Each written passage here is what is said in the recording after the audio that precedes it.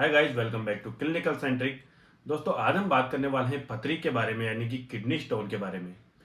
Kidney stone एक hard crystalline deposit होता है जो कि किडनी में बनता है और यह संरचना में अलग अलग हो सकता है, यानी ये स्ट्रक्चर में, साइज में अलग अलग हो सकते हैं अलग अलग आदमी में।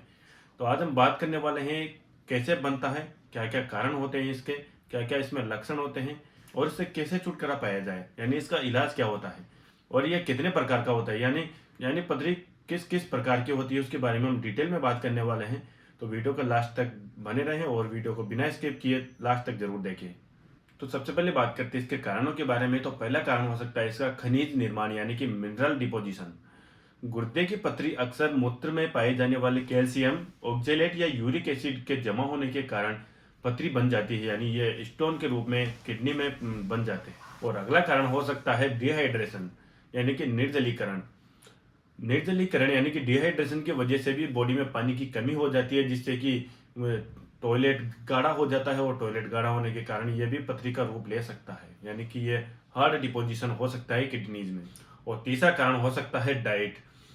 कुछ खाद्य पदार्थ जो कि ऑक्जेलेट से ज़्यादा भरपूर होते हैं, जैसे कि चॉकलेट या फिर पालक या नमक या फिर कुछ एनिमल प्रोटीन्स, यानी कि एनिमल जो मीट होते हैं वो, तो इन चीज़ों में ऑक्जेलेट की मात्रा ज़्यादा होती है, जो भी पथरी को बढ़ा सकते हैं, यानी कि पथरी को डिपोजिशन होने में मदद करते हैं। और नेक्स्ट कारण हो सकता है जेनेटिक्स, यानी कि आपके परिवार में जो पूर्वज हैं उनमें भी पथरी है तो आगे वाली पीढ़ियों में भी होने के चांसेस रहते हैं, क्योंकि जेनेटिकल भी ये हो सकता है आगे की पीढ़ियों में। और अगर बात करें इसके प्रकार के बारे में तो ये 4 प्रकार की होती है: कैल्शियम ऑक्जेलेट, यूरिक एसिड, स्ट्रोवाइट और सिस्टीन। ये 4 प्रकार की पथरी होती है, जिनमें सबसे मोस्ट कॉमन कारण है कैल्शियम ऑक्जेलेट और यूरिक एसिड की। और स्ट्रोवाइट और सिस्टीन थोड़ी रेयरली होती है, यानी बहुत कम लोगों में पाई जाती है। अब बात करें अगर कैल्शियम ऑक्जेलेट की, तो यह तब बनती है जब कैल्शियम ऑक्जेलेट के साथ बाइंड अप हो जाता है तो हार्ड डिपोजिशन हो जाता है किडनीज में जाकर, जिससे यह पथरी का रूप ले लेते हैं। और अगर बात करें यूरिक एसिड की, तो यह तब बनती है जब हाई प्यूरिन कंटेंट वाले फूड्स खाए जाए, जैसे कि सेलफिश या आर्गन मीट। ये दोनों ऐसे फूड है जिनमें की प्यूरिन की मात्रा ज़्यादा होती है, जो कि यूरिक एसिड वाली पथरी को बढ़ा देते हैं। और स्ट्रूवाइट और सिस्टीन काफ़ी रेयर केसेस में पाई जाती है, यानी बहुत कम लोगों में दिखाई देती है। और अब आगे बात करते हैं इसके लक्षण के बारे में। तो इसमें बहुत सारे लक्षण दिखाई देते हैं जिनसे हम पहचान सकते हैं कि पथरी का लक्षण है या किसी और बीमारी का। तो सबसे पहले लक्षण के बारे में बात करें तो इसमें दर्द दिखाई देता है, यानी कि सीवियर पेन होता है, तेज दर्द होता है, जो कि पीठ यानी कि बैक में, बाजू यानी आर्म्स में, कमर के निचले हिस्से में, पेट के निचले हिस्से में गंभीर दर्द होता है, यानी असहनीय दर्द होता है, जिसमें मरीज की हालत गंभीर हो जाती है, इतना तेज दर्द होता है, सहन करना भी मुश्किल हो जाता है। और दूसरा सिम्टम दिख सकता है आपको टॉयलेट से संबंधित, जैसे यानी बार बार टॉयलेट आता है, आपको थोड़ी थोड़ी देर में ऐसी इच्छा होती है कि टॉयलेट आ रहा है।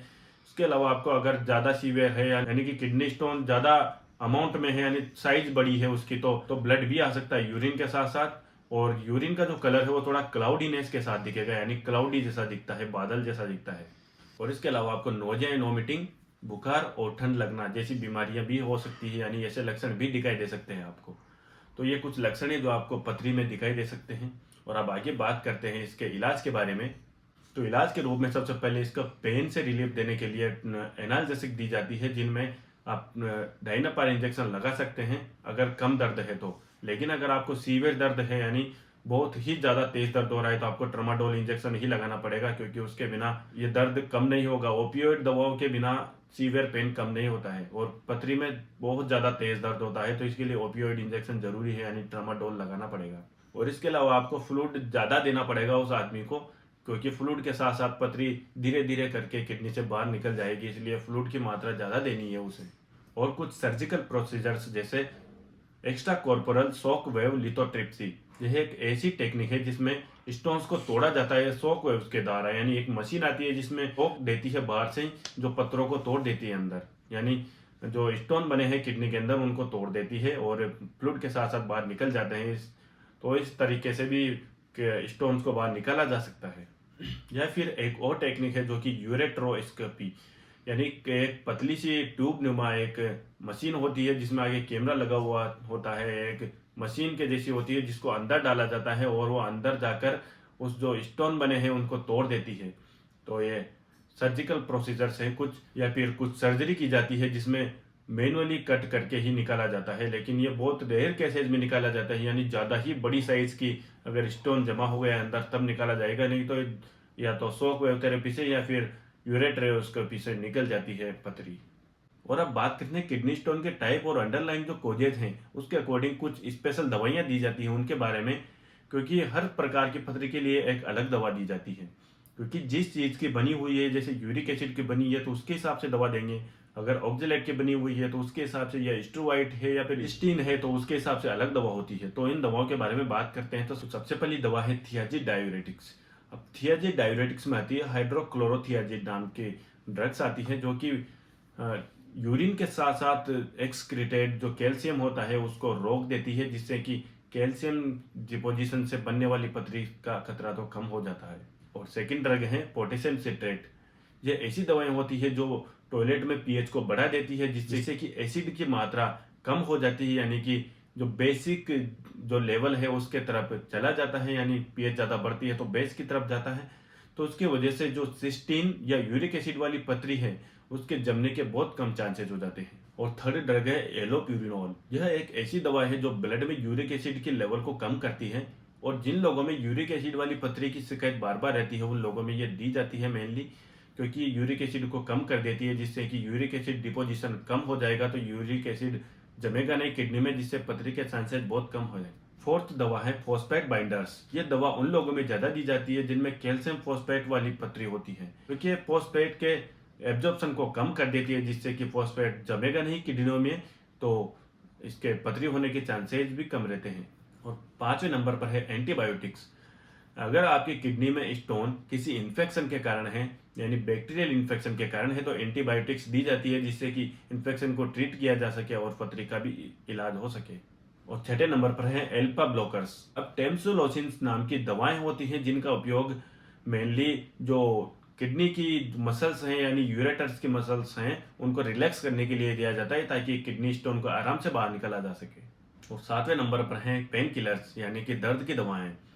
अब किडनी स्टोन से जुड़े हुए दर्द को कम करने के लिए कुछ ओवर द काउंटर ड्रग्स भी दी जाती है, ताकि दर्द कम फील होगा मरीज को, तो थोड़ा अनकंफर्टेबल सिचुएशन नहीं होगी उसके साथ। तो ये कुछ दवाएं दी जाती है किडनी स्टोन्स वाले मरीजों को उनकी किडनी स्टोन के टाइप के आधार पर, फिर जो मिनरल्स वगैरह उसके बॉडी में ज्यादा है उसके अकॉर्डिंग। लेकिन कोई भी दवा आपको सीधे जाकर नहीं लेनी है, क्योंकि आपको पता नहीं है कि आपके कौन से प्रकार की पथरी है। तो प्रॉपर डायग्नोसिस के बाद ही और प्रॉपर डॉक्टर के सजेशन अनुसार ही आपको दवा लेनी है, और प्रॉपर जितना कोर्स दिया गया है उतना पूरा करना है कि किडनी स्टोन पूरी तरह से खत्म हो जाए और आपको दोबारा रिपीटेटिव स्टोन्स की प्रॉब्लम ना हो।